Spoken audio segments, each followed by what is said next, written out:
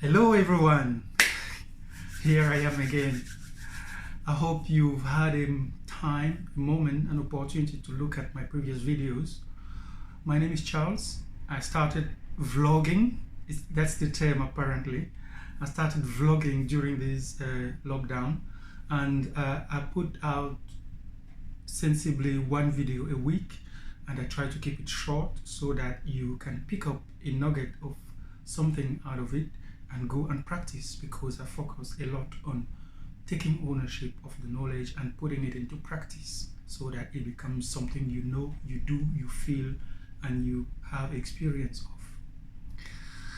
So today I would like to talk about breathing. That makes me laugh because I watched this Chinese movie, one martial arts movie once, and the martial arts teacher calls his apprentice and tells him, okay, first of all, I'm going to teach you how to breathe.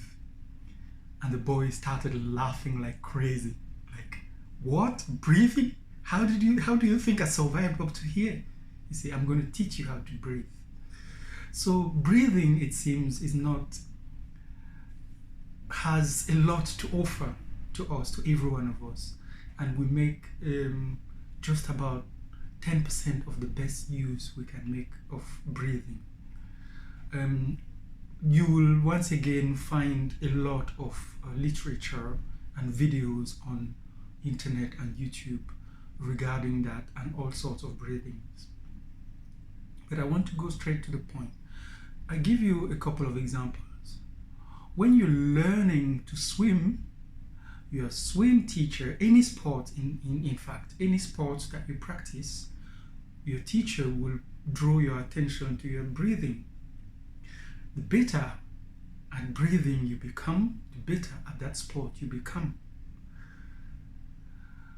Every single sport, when you get into dancing, you realize at some point that your breathing needs to be on point. Your breathing needs to be follow the tempo of the music to a certain extent, breathe at a certain time, and breathe in and breathe out according to the timing. One thing made me want to do this video is that last time I did a video about breath work, a very good friend, a family member, approached me in private and asked me, "Oh, are you spiritual?" I was like, okay, yes, I of course I am spiritual. I think, there's a software going on in this hardware that, that has a potential. So it got me thinking why people think paying attention to your breath, to a normal function, to improving an improved function of your body is a spiritual thing. I mean, runners need to run. The better they get at literally running, at winning medals, they have to improve their breathing and their muscle and their flexibility. But the most important thing, in my observation, is that you have to stay on top of your breathing. And it just so happens that the more you get closer to breathing, the more you find that your body delivers impressive, different results according to the way that you're breathing.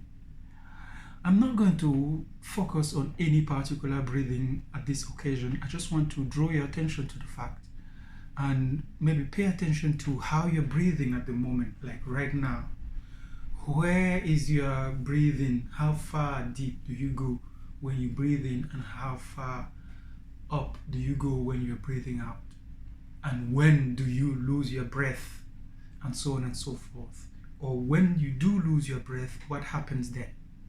Because, like I said, the more you pay attention to yourself, the more you will know, and the more you will know how this machine works, and the more you can get the best out of it. So pay attention to your breath and consider how much better you can get at it, and what sort of results you can expect. There's things like hyperoxygenation, talking of something that is quite current right now, the current COVID-19. I saw a video where somebody was saying because there's a pulmonary infection and the virus wants to prevent you from breathing, the infection wants to prevent you from breathing, you have to make a conscious effort to breathe in deeper, almost as much as it hurts when you're breathing deep. The deeper you breathe, the more you are likely to be fighting back against this virus infestation in your lungs. I think it's that journalist, that American journalist, Cuomo, the brother of the governor. Please do pay attention to your breathing and find out how much better, how much calmer you become when you, for example, control your breathing, or just observe your breathing without controlling it, and then start controlling your breathing. Even as I'm speaking right now, you can see when I pause to take a deep breath just to make sure the ideas actually flow without an effort. I started this video like I start all the others. Like I promised, I will try to keep to that promise without a script. And I'll try to go along, follow the flow of my thought, just breathing correctly and trying to let the idea flow from the source. From the source. Just flow from my mind, bringing together the things that I've heard and known and experienced and seen on video, spoken about by some other person. I think my main contribution to this library of videos is that I will bring you a simple, single idea, and I will expect to put it as simply as possible for you to go and practice and get the juice out of it and know exactly how much better you can get, how much more you can get out of it. So I brought you breathing today. I wanted to talk about conscious, mental rehearsal as well. Do try mental rehearsal. Children are excellent, fantastic at mental rehearsals. They close their eyes and they imagine. Grown-ups have to relearn mental rehearsals. Now try mental rehearsing anything. The simplest thing, just try, close your eyes and try rehearsing. Put your imagination to work, your eyes closed or your eyes open. I'm very good at imagining my eyes open, for example. But do try mental rehearsal. Rehearse even your workout, your physical exercise. Science has proven that mental rehearsal is as effective as physical, actual rehearsal. Because, there have been lab tests of all that show a person that was going physically training for 2 weeks and a person that was mentally training for the same 2 weeks, when in the third week they are brought together for practice, they both have the same percentage of improvement. Don't believe it? Try it. That's my motto. Don't believe it, just take it. Put it into action for yourself and see what truth, what experience you make of that, what you can draw from that exercise. But it seems dreaming consciously, methodically, progressively, in the first person, visually, colorfully and dynamically, is almost as good as doing the thing, because your brain learns to do those things and the nerve paths start setting themselves together to recognize and to know better how to do the thing that you're learning to do. So if this is something that you want to try, go ahead and try.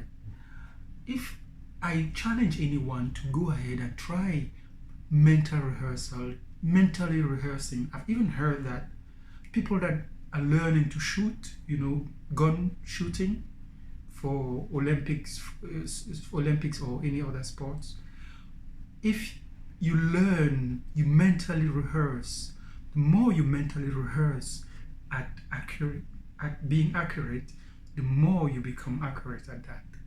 So I'm going to try and keep this short. Please remember to practice. Pick up an idea here, take it home, take it away, put it into practice and see how it works, whether it works for you. Today I spoke about breathing. Try following your breath and find out how it works. Find out if you can get the most, if you can get more out of it. There's a lot more to get out of your breath. And then mentally rehearsing. Try mentally rehearsing everything, even being nice if you haven't been as nice as you should be. So I'll leave you to this. I want to keep my video has already gone beyond 10 minutes. So I'm going to leave it there and hope to see you soon. I hope this has been useful. I really wish you a wonderful day and a healthy time during these challenging times. Happy days.